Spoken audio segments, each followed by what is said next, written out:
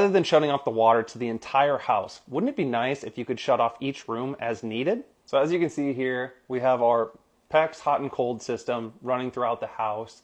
And what we've gone through and done is we've pretty much isolated every room in the house coming off this trunk and branch system.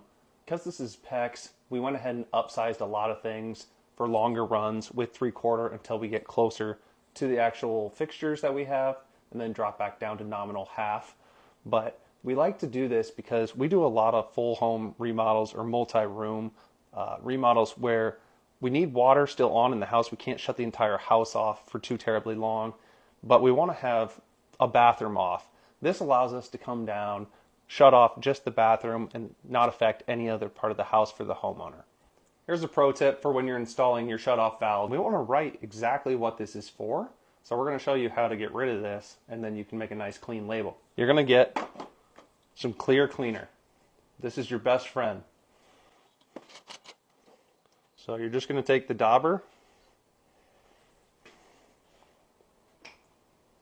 and do some fun magic. Then you have a clean surface to write. Give it a couple seconds.